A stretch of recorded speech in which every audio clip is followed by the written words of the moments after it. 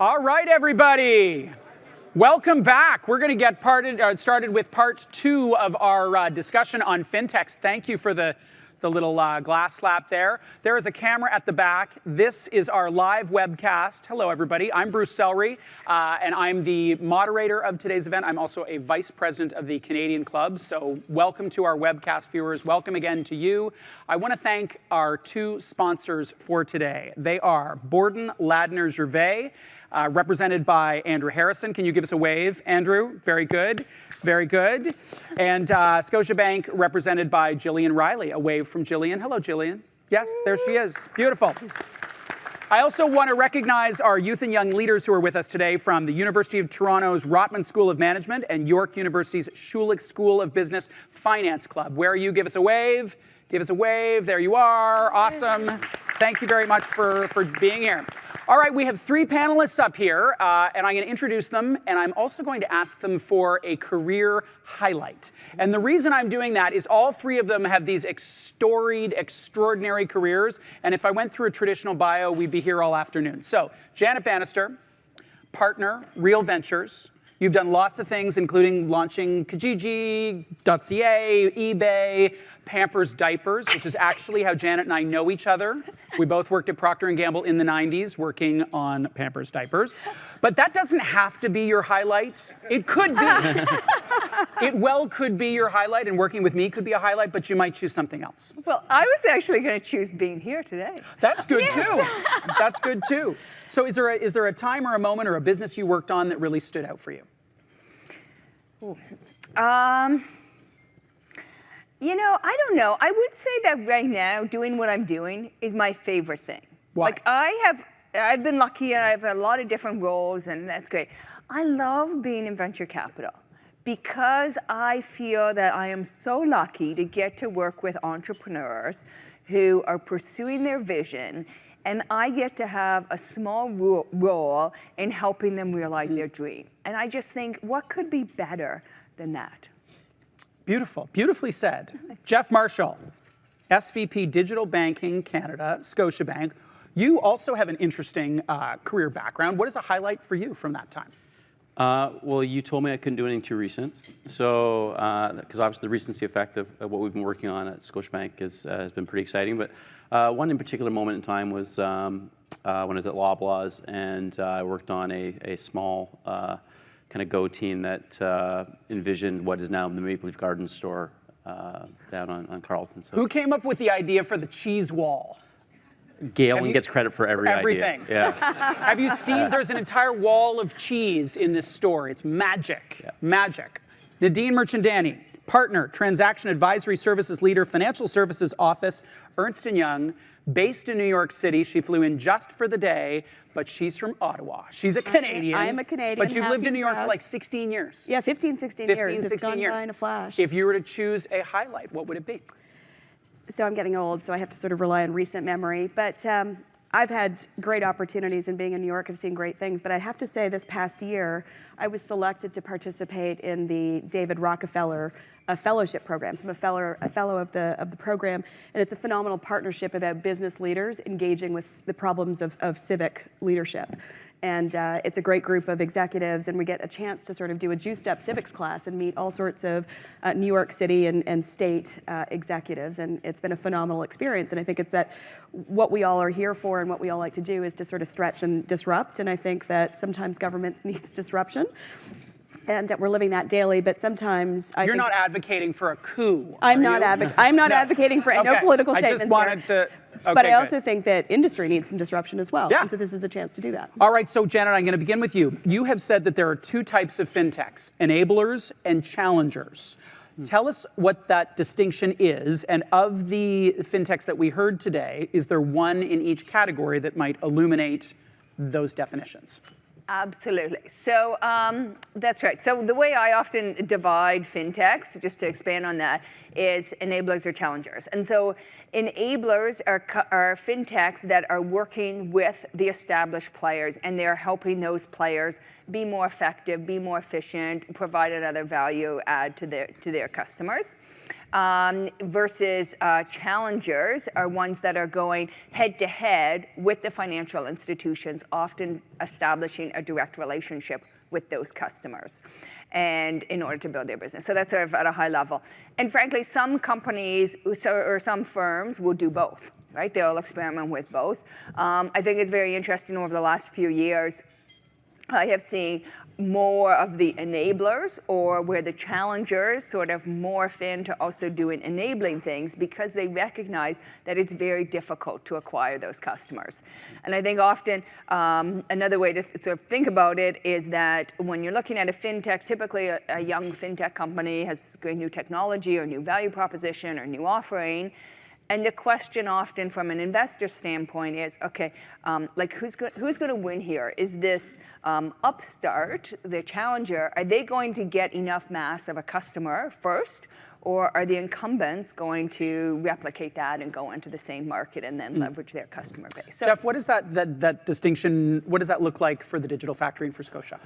Well, I actually like that distinction because I agree completely. You can take it. Yeah. You have to credit I Janet am. every time you use it, but you can take it. Like 50 cents every time I say Yeah, it or something? yeah. Yeah, I think that's absolutely right. So, we are looking to partner with enablers. We know that there's competitive threats out there on the challenger side, and they're gonna be successful in their own right. But I agree that customer acquisition is incredibly hard. So on the enabler side, they crave things that we have, which is customers, data, and distribution. And so we're finding that a lot of fintechs are eager to partner with us for those reasons, and we're eager to partner with them because of the innovation and the fresh thinking that they show up with. Is fintech a thing for a bank, or is it really just innovation that any business would do? Because back in my corporate roots, we were always talking about how we were going to innovate and do differently, and there was futures brand managers, and there was all sorts of things, and yet now we've got this little air quotes thing called fintech, which for an established player would sort of seem like the innovation that would unfold naturally. Yeah, I actually don't really know what the term means because it's like kind of how long is a piece of string. Like you could argue that Apple is behaving as a fintech. They're incredibly well capitalized, but they are moving into the financial services arena, as are a lot of the other players in the form of Amazon and Google. And so, are they fintechs? Well, we typically think of fintech kind of in the early definition as being, very small, startup-y, but there's a lot of different size organizations that are starting to play in the financial services arena. So I think it's a very wide and broad definition, but I agree with you. It's just, quite frankly, it's innovation and coming from a variety of places. We're going to talk about themes in Canada, but Nadine, before we do that, one of the things that the US provides is, in some parts of the business world, some insight into where we are headed as a country. They have scale, they have a whole bunch of things that we don't necessarily have as Canadians. What are some of the themes that you're seeing from your perch in Times Square, literally in Times Square, that are most relevant to fintech that could well play out 6 months or a year down the road here in Canada? So I loved all the introductions by all the companies that stood up, because that's really, I think, where things are going. So I listened to, it's embedded financial services, right? So putting financial services adjacent to the supply chain, the value chain, or frankly, the way we transact and interact.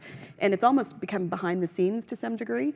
So I think that's a great distinction. So everybody is sort of used to Uber, and we don't even pay attention to the fact that there's a payment that's and there's sort of money exchanging hands somewhere, because it's just so embedded in the process, which is to get a car and get from A to B. The other comment out here was about platform. And I think that there's a huge movement around sort of creating platforms and hubs. It doesn't matter how you want to pay, but maybe I'm going to be the sort of the converging and the convening source that allows you to do a credit card or a SWIFT or however else you want to pay. So there's this platform trend, I think, that's out there. And then if I think about sort of the comments here, it's really about alternative, sort of financing vehicles, right? So it started, maybe version 1 was the alternative lending platforms. So it's just a different way to provide financing and liquidity to certain people that need it, leveraging sort of consolidation and scale behind it. And so those are all directions that I think we're definitely going to go. But in some respects, in the US, version 1, frankly, was just taking manual and making it digital, right? And it was sort of focused on efficiencies in the middle and back office of many financial institutions, and it was also changing the customer experience. Now I think we're talking about, frankly, new markets, new growth, new products, and frankly, new gateways to all sorts of new things. I think that's sort of version 2 or maybe version 2 to 3. You work with so many different clients, really across the spectrum. What are you noticing in terms of buy versus build? So are they universally pursuing a Scotiabank model to say we're going to have this digital factory here, or are some of them saying, listen, we're going to keep our hands out of it, and when the ideas have grown up sufficiently, we're going to buy them, harvest them, and bring them in-house? So I think the common theme is that everybody wants exposure to the innovation ecosystem, and they're coming at it a couple of different ways. So one is corporate venture capital funds, or frankly putting money to work in venture capital funds out there that are run, by Janet and company. And it's just, frankly, people I think are nervous that they're falling behind, and so they just want to get out there and understand what's in that ecosystem. So that's number one. But by and large, the vast number of sort of financial services, fintech engagement happens through joint ventures, alliances, white labeling, all those types of things that are finding sort of cooperative models. So not necessarily competitive, but cooperative. And I think your comment originally was great, because there's challengers and enablers, and the reality is they're moving back and forth amongst those categories. So people who were originally challengers are now, frankly, enablers, because they've just become an alternate distribution channel. So I think it's a real sort of synergistic model that we're seeing going forward. Janet, you not only fund companies, but you also sit on the boards of many of them. Yes. What have you learned about helping those companies manage relationships with clients and with potentially competitors as they walk that line of enabler challenger? You that mean nuance must be tough. When they're working with financial institutions, you're talking about? Yeah. I think it's, I think there's lots of opportunities for companies to expand their reach, but there's a lot of embedded strategic questions in there, right? And so a classic one is, okay, let's say I'm a company, I'm offering a, whatever I'm offering, whether it be online loans or something, let's just take online loans to consumers or to small, medium businesses. They can go directly and their economics are much better, or they could partner potentially with a financial institution and get broader distribution, right? And so how do they think about that? How do they think about cannibalization, or is the other one is it all additive? I think another challenge that a lot of startups have in general is working with the financial institutions in terms of the speed that it takes for those financial institutions to respond. And so how do those startups, if they are purely an enabler, it's often a bit of a chicken and an egg syndrome, because first of all, often banks or financial institutions don't want to be the first one to work with them, right? And so then the other thing is it just takes a long time. So who's going to finance that company for such a long time if they don't have any partnerships? And the banks may say, well, we want to make sure that you have financing, and the financier or the VCs say, well, we want to make sure you have a partner. So like that whole process can be tricky, and I think that's why a lot of startups start off as a challenger, build that critical sort of, show that their value proposition works, that their technology works, and then have the credibility to go to a bank and say, hey, you know what, this now works, now let's partner and really blow it out. Right, they file down their competitive fangs, yes, as it were. Jeff, you were nodding from you, so you're the inverse of this relationship. What's it like to work with the startup community, and what works, what doesn't work? Yeah, I think we're trying to get to the maturity level where whenever we're attacking a new problem, that we should be indifferent between kind of build versus buy versus partner. Even though the digital factory by and large is designed to build, I think what we are learning that we're actually hard to deal with. You're learning this today? Yes. Yeah. This is today. No. Yeah. Newsflash. Yeah.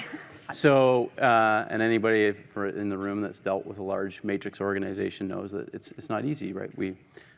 So we're trying to, they're trying to file their teeth. We're trying to, almost file ours in terms of just making it easier to do business with us, because we have legacy systems, we have control functions and all those things. So we're actually trying to figure out how we can actually be better partners with fintech. So that's a big thing for us, and I think we're learning our way through that. And making it easier, and part of that is changing some of the way our systems work, so that we can be more kind of an API-based type type ecosystem, so that's easier to plug into us. So those are some of the technical side, and then from a process side, just the way we negotiate contracts and those types of things, we have to get better. But we're definitely on the road to improvement. Of the three of you, who has the most succinct definition of blockchain? Ooh. What do you think? What do you think? I'm going to you, Jeff, first, even because you said really? ooh. That's the. Can you do it in 2 sentences? You could even use some hand Can I diagrams use? as well. Remember, Trudeau explained quantum physics. So the bar I'm not Justin Trudeau. You are not, but close. I would say, for moving from a traditional ledger on a bank to a distributed ledger, it's really saying that the version of the truth is shared across a number of people, where the bank is in a typical model of a ledger is the one version of the truth, and so we're sharing that version of the truth across multiple people. What does it mean, Nadine, for you? I mean, your background is traditional accounting. You are in it to win it on all those statements. How does blockchain change the world from your perspective? So, I mean, I'm fascinated by blockchain. I think it's intellectually curious. I think where I struggle a little bit with it is there's lots of use cases for it out there that people have bubbled up. It's the adoption, I think, that we're going to be particularly challenged with. I think the aspiration of blockchain versus where we are and frankly where we're going to be in the next little bit is behind. Partly because it requires everybody to get together and to subscribe to this shared, distributed ledger. And we've got independent consortiums out there. We've got people saying my blockchain is better than your blockchain. And until everybody agrees what that sort of common marketplace is, if I could use that term, we're going to struggle, I think, to get to what it's intended to do, which is sort of efficient and sort of that one version of truth that's going to allow for transactions to happen securely, quickly, and effectively. So I think it's got phenomenal potential to completely disrupt financial services, but we're going to struggle, I think, with adoption. Janet, what do you think? Are there companies who are at the cutting edge or ideas that are at the cutting edge of how to monetize that trend? Well, I mean, I think there are definitely companies that are using it to be more efficient. So for instance, we haven't invested in, but I've met with a company that's using it to disrupt the remittance space. The which? Remittance. So like Remittance.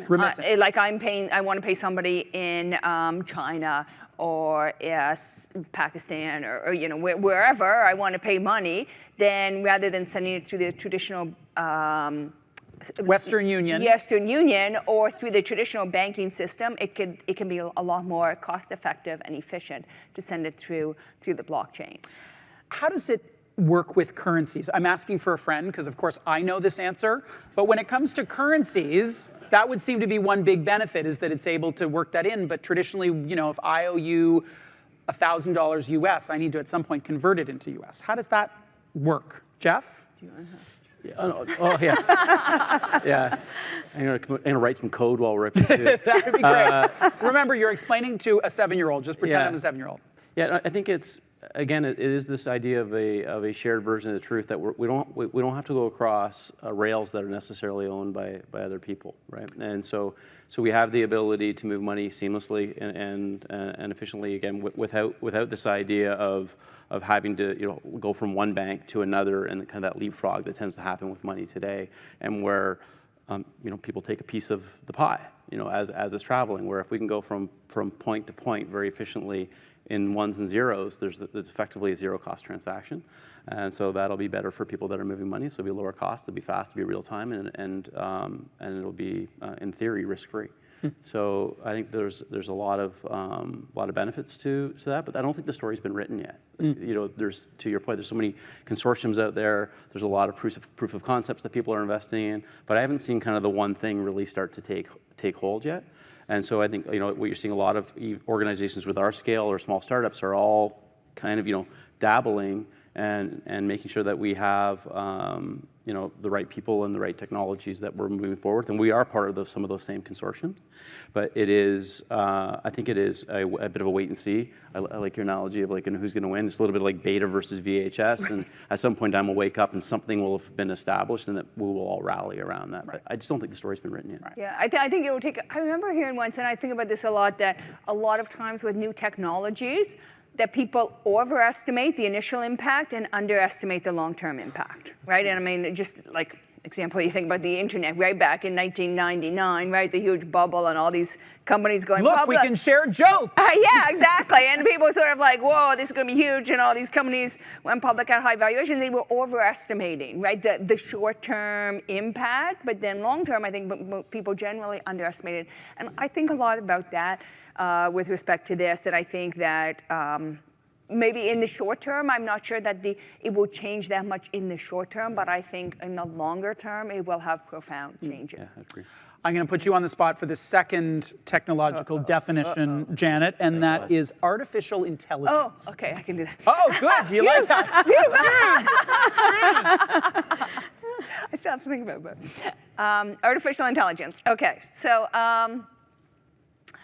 I would say, I mean, a lot of at the heart of artificial intelligence is a lot about machines. I'm thinking, okay, machines doing what people used to do, and/or machines. I mean, machine learning is really about which is a segment of artificial intelligence, is really about machines learning from themselves.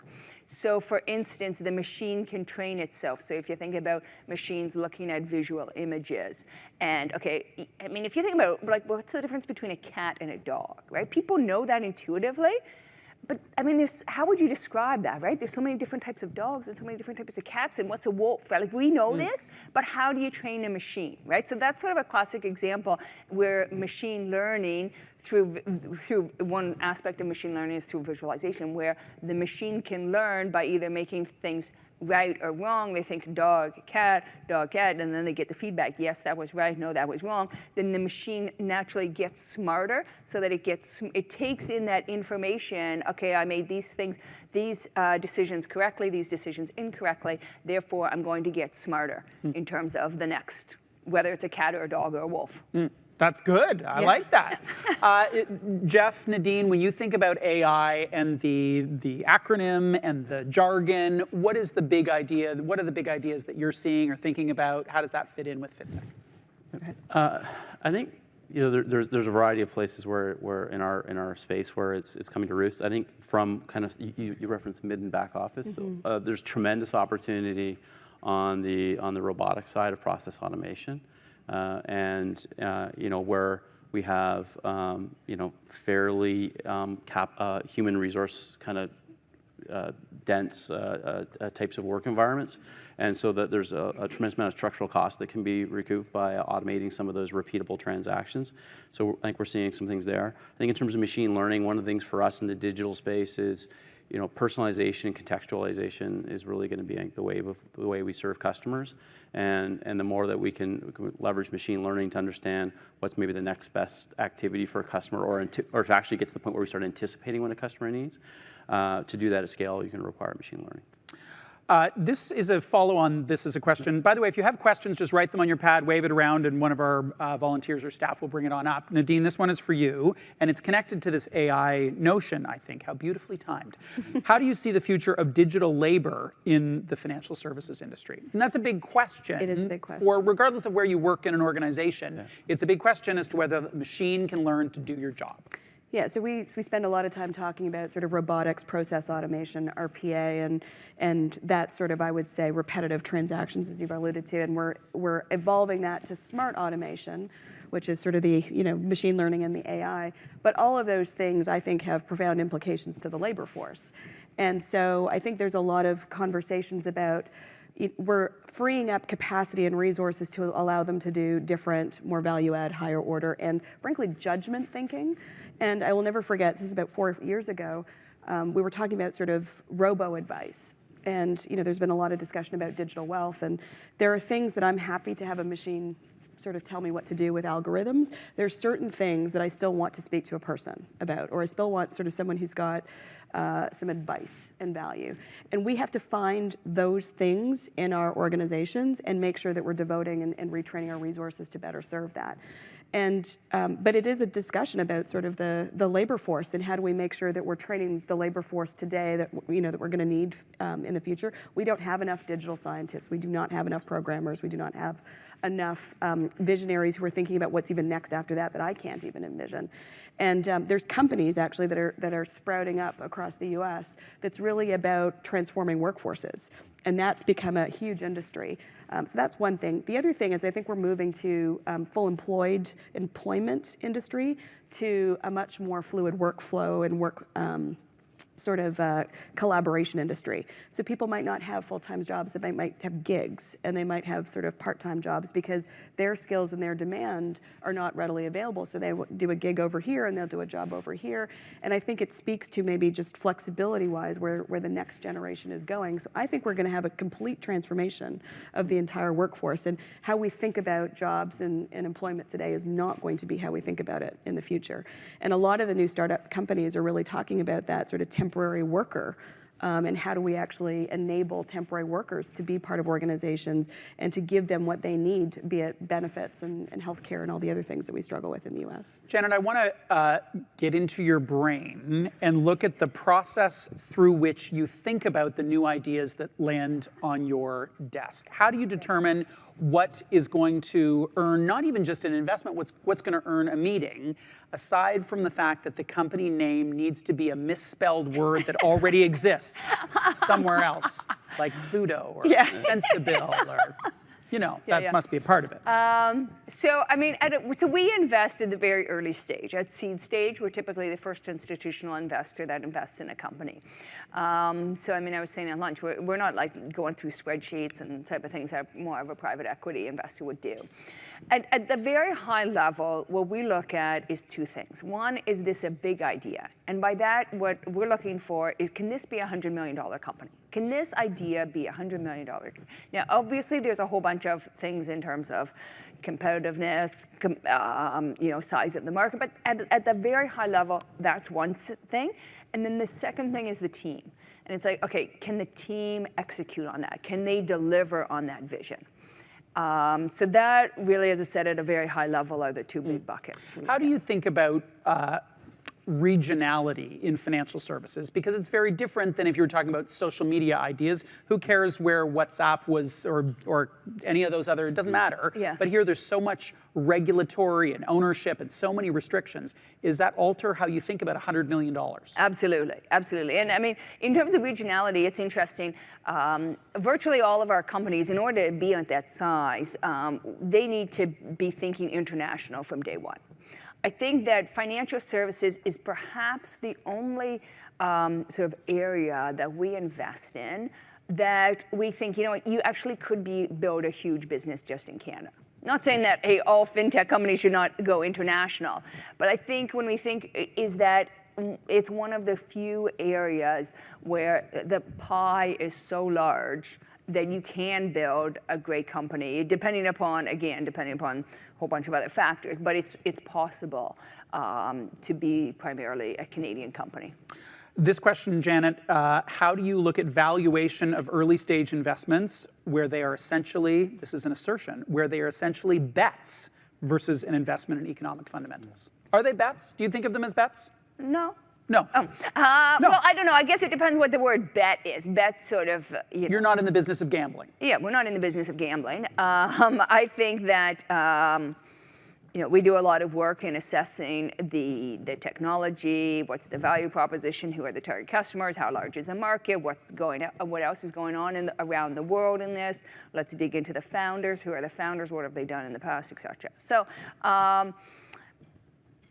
We do a lot to try to not have them, you know, sort of risky bets. But I mean, that being said, it's true if you look at the economics of most early stage funds that about half of the companies will fail. But anyways, get to bed. What was this? How you think about valuation? Oh, the valuation. Okay. When it's not based on something. Yes. So we think about the valuation in a couple of different ways. We look at what the stage is relative to other companies. What valuation or how much money are they going to need to get to the next stage? We like to invest and get 10 to 15% of the company. So, you know, how much are we willing to pay to get there? How certain are we that this is going to be a huge idea? when are they going to? How much are they raising now, and when are they going to need to raise money the next round? And what do we think the valuation is going to be there? So, sort of a benchmark is we like to see that value. Ideally, you increase threefold the valuation by the time you do your next raise, right? So there's a whole bunch of different factors that we think through. Yeah. But it's still more art than science. Absolutely. Yeah. Absolutely. Jeff, this one's for you. Canada has an advantage in the AI space currently. What needs to happen and who has to be involved to make sure we execute and take advantage of our early lead? I'll believe the fact that we have an advantage. I don't know whether that's a fact or not. But, okay. Certainly, I think we've got, we've got a really robust educational system in Canada. So we're actually producing talent, which I think is probably where if there's an advantage, that's probably where it comes from. And I think we have some well-capitalized companies that can actually put it into action, whether that's in the telecommunications space or whether that's in the financial services industry. So I think it's we have to try to keep the talent here would be probably one thing, and actually put it to good use. And again, I think it's incumbent upon us to find the right use cases and put them into action. And I think and so some of that too is probably educating our leaders about what the opportunity is in AI, and that it's something to be embraced, not feared. Because I do think there's a little bit of fear about what that means. And when we get into things like RPA, you actually get into you start talking about labor and some of the implications of that. There's a whole bunch of downstream implications that can be thorny. Nadine, as machine learning and AI become more prevalent, who owns accountability for errors? Humans can be fired, but who do you think owns accountability? How do companies think about that? It's a great question. Just blame it on the Commodore 64 sitting in the corner. Yeah, exactly. Half the room had no idea what we just said. Really? Yeah, I was just going to say exactly. Am I now the old guy? Yeah. Yes, Oh. we are. If you went Vic 20, you would have lost like 3/4 of the Right, room. I would have lost the whole thing. Yeah. I don't know the answer to that. I think so much of, and I turn to the legal professionals in the room, I think there's so much of uncharted territory as it comes to many of these things. But so I don't really have a good answer to that one. At the end of the day, though, there's a legal answer to that, but there's a customer answer to that, right? And I think we all have to sort of understand there's fact, and then there's this sort of the experience of the marketplace that we're trying to deliver into. And I'm not so sure that we can divorce the two. So I think what happens sometimes is we always forget about the from too, right? Like the humans were making errors today, and usually when you move to a new technology, the errors actually go down. But we get really fussed when a machine makes a mistake. Right. But if you look at and whether you're talking about something like autonomous cars, for example, right? If you're talking about artificial intelligence, that people have accidents every day. It took me 2 hours to get in today because somebody crashed a car on the QEW. But and when we move to autonomous vehicles, it will drop precipitously. But the first time that a Tesla takes out an 8-year-old, like that'll be it. Right, so I think we have to figure out the legal framework. But we have to, as a society, we have to think about the from to and the greater good. And I think in this case, whether it's on the business side, it'll be what's the greater good. If we're making fewer mistakes and taking out cost out of our businesses, that's going to be a good thing. We're going to segue to our last question, because if you can believe it, we're almost out of time, which is heartbreaking to me, but this has been a fantastic discussion. Thinking about the greater good, the last question that I want to ask each of you is, what is your great hope, or what is one thing you are excited about when it comes to fintech in particular, for the Canadian ecosystem, for Canadian companies, for Canadian workers, for Canadian investors? So one thing you're excited about, or one hope, and I will ask the eternally optimistic Janet Bannister to answer first. Okay. Well, I am super excited about the state of the technology ecosystem. I could call it startups, but startup scale-ups in Canada. I'm very excited. I think that we are at a tipping point. I spent 4 years of my career at eBay in Silicon Valley and sort of experienced that. And I am very, very excited about the scale of the companies that Canada is going to create over the next 5 to 10 years. We have repeat entrepreneurs who are now starting a business. We have talent that has been in businesses before that are coming back. So we have the talent both at the senior level as well as the other levels who have done it before. We have great educational institutions that are producing lots of engineers. Ontario actually graduates more STEM students every year than the state of California.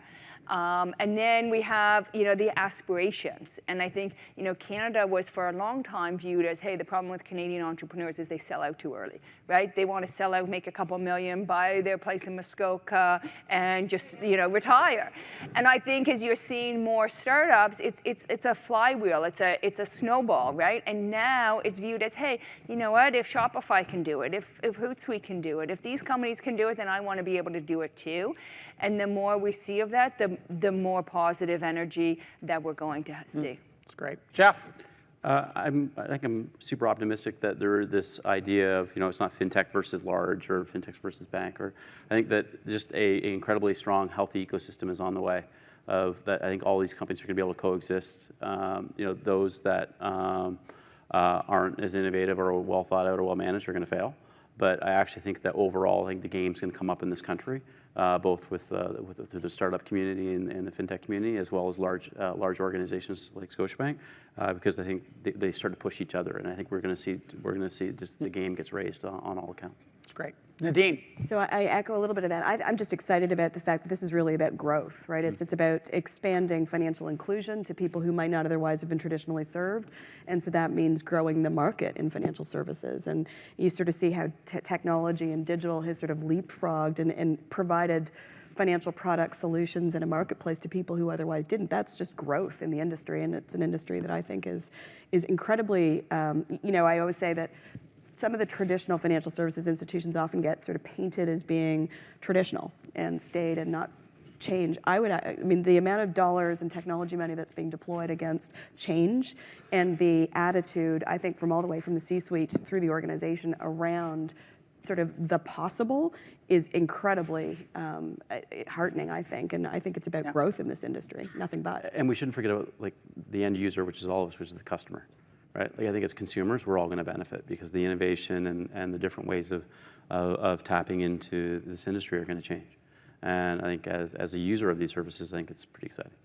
Jeff, Nadine, Janet, thank you very much. Hey, round of applause for our panelists. And we're just going to stay seated. I'm going to pass the baton to Jillian Riley. Thank you. My name is Jillian Riley, and I am the president-elect of the Canadian Club of Toronto. I feel incredibly optimistic after listening to this discussion. I go back to my workplace and feel encouraged about our education system, and the discussion that we've had here today is one of the most optimistic that I've heard in a long time.